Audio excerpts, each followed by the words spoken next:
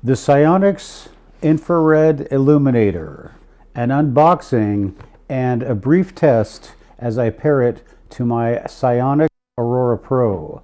Coming up next on Encounters USA.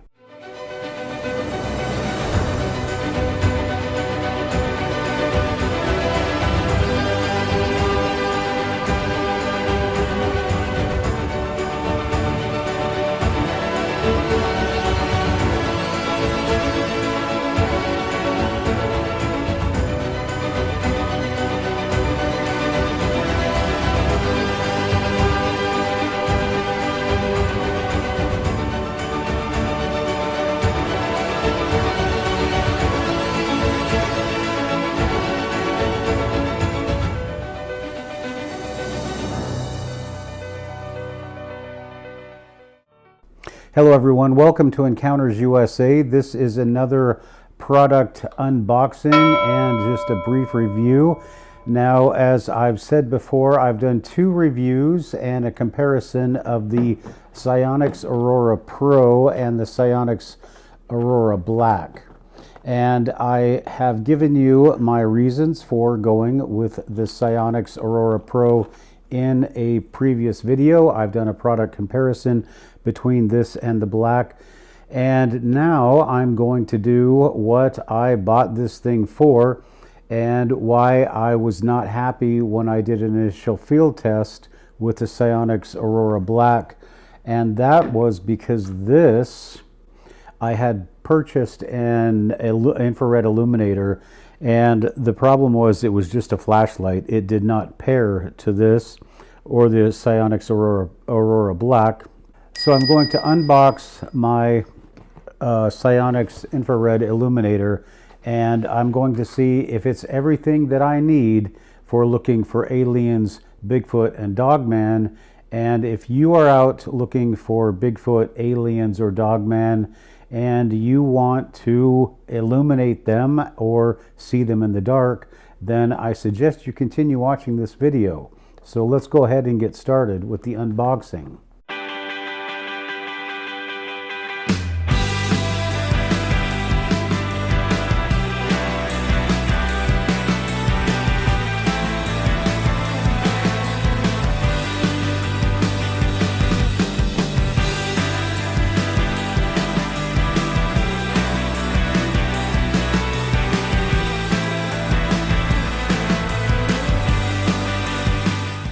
So, first of all, let me point out that this is a box that holds my Sionyx Illuminator, or my Sionyx Aurora Pro, and as you can see, it has, this is my charging cable, this is my external disk to put into my computer to download stuff. The other flash card, SIM card, SD disk, whatever is in here. Here's an extra battery. My other battery is in here. Now, this is a consideration that you may want to consider, and that is that this is a big box, and if you're going out and, you know, going any distance to look for your subjects or areas, or going on a hike, whatever you're doing, and you have you don't have transportation to do it, you're walking, biking, whatever, then I just want you to consider that this is a fairly large item to carry. And then when you couple that with this box that comes, this is the illuminator, then this is a lot of plastic to be carrying around, and you may want to consider alternatives, and I will show you my alternative in a later video, which I will be field testing soon and posting soon. So here is my illuminator kit, and I'll just go through this very quickly because I am not sure. This is what I'm looking for right here. This is a mount. This will enable me to mount, I hope, my illuminator to my Sionyx camera. So let me just give you a little shot of the illuminator here. The on-off button is here on the back, And since I don't have a camera or a battery hooked up yet, then it's probably not going to work. So these are my Illuminator batteries, and I will just tell you very quickly that with the Illuminator I had purchased before for $35 on Amazon, here is my charging cable, and here is my charger. Now, what I want to warn you of, and I want you to be careful of, is when you are charging. So I am not going to have to figure this out, so I'm going to do that and continue the video when we talk about what this actually is. But I want to tell you right now, so that's the contents of my IR infrared illuminator kit. And I just want to tell you right now, when you are charging these batteries, I made a mistake and I did not have it set right. So when I charged, I was filming down at ECETI Ranch for my documentary ECETI Ranch Stargate, The Portal Opens. I spent the first night with no ability to illuminate because I was not seated my battery in right. So how this works is you just connect this to some kind of charger with your charging cable. So basically this is the contents of your box. You've got your batteries, and you've got, this is a mount that I'm going to figure out very quickly, and this is your charging cable that you will charge your device or your battery with. You connect this. This is a, yes it is, it's one of these cords. This is not a USB-C cable, it's another one. And so you just connect it in here, and I never get this right.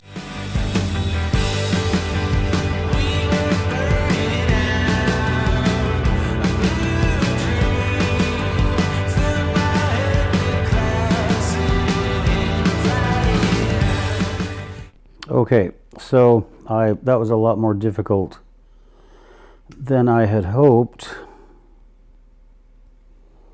but I think you just have to make sure you get it in there initially, and then you connect it to your charging device with this.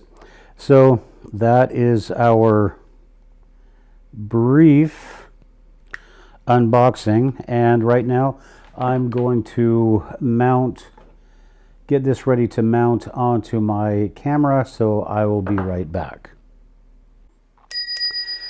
All right, so I've kind of figured, apologize for the Clark Kent glasses. These are just to help me to see. So what we have here is, this is the mounting device, and we have an Allen wrench, which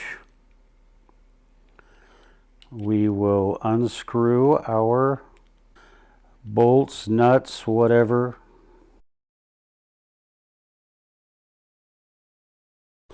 Now I hope you can see these, but these are fairly small, so if you're out in the field, you are going to want to be extra careful that if you're in a place where these can fall down and not be recovered, you could put yourself into a little jam. So I just want to caution you about when you open this up. So what I'm going to do is I'm going to try to just open it to keep these inside up. Nope, it came right out.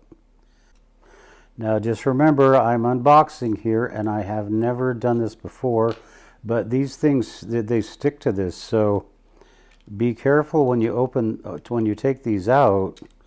And what I'm going to do is I'm just going to leave this attached. I have no reason to use my device without this, so I am going to leave this attached.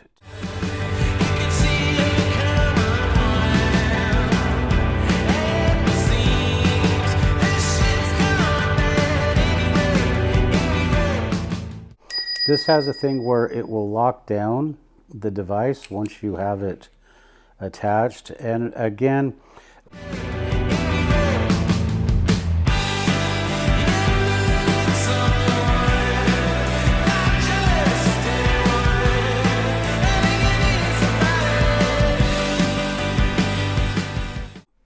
Okay, so here's my mounting apparatus, and the next thing I need to do is I need to somehow connect this to this. And that for that, I am most likely, well, maybe not. Okay, so I think I've got it figured out. All right, so you have these little grooves in here, and you just go ahead and center, seat, and I think the idea is that you can lock this on here, but that does not seem to be the case. So I'm going to stop this for a minute and figure things out. All right, so now I think I've got this thing figured out. So let me show you this. There is a little circular wheel nut on here. So that, what the problem when I'm trying to mount this is that I need a little bit of slack, because otherwise this thing will not cinch down completely. So I have unscrewed this. I have given myself some slack. So now we have some room here. We've got some springs mounted here. And now I'm going to go ahead and go back in, because what I'm trying to do is lock this down. So, okay, there we go. So I've got it locked down. And now let's go to our next thing. And that is, we want to mount it to our camera. So to mount it to the camera, we have this screw here, and somehow I think I have to take this off. This is a lot more complicated than I had previously imagined. So we're going to mate these. We've got a protruding thing here, and I'm going to mate that with this. And then I'm going to screw it in, and probably not good to use this knife. It's probably not going to work. I'm probably going to need, well, it's kind of working. Not how we would want. I'm probably going to have to get out my screwdriver, but let's just see if we can get this to screw in. Now, this was the thing. This was why I got this IR kit. Okay, so I just want to get it in there a little bit more snugly. And that's probably where I'm going to need my screwdriver.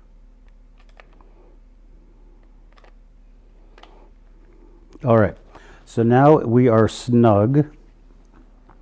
Back to the Illuminator.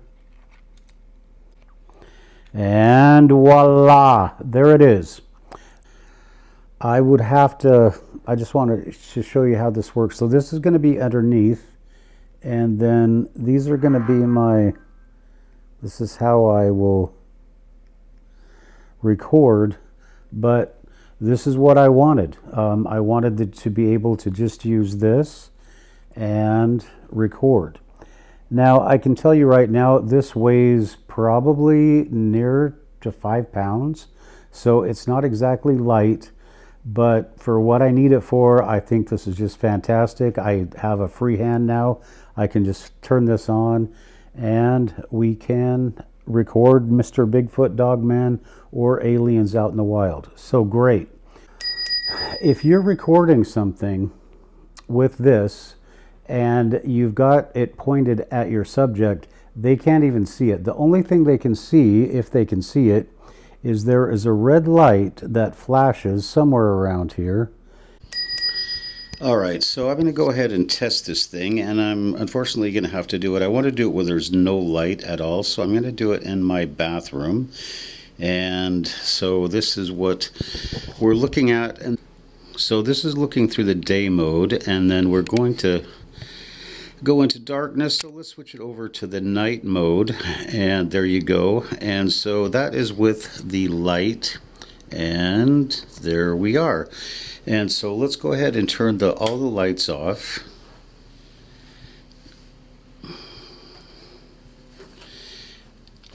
And close the door, and so this is what you see in pretty much absolute darkness. That little glow is coming from the door, but other than that, this bathroom is absolutely dark. So in no light whatsoever, and that's no starlight, no moonlight, no nothing.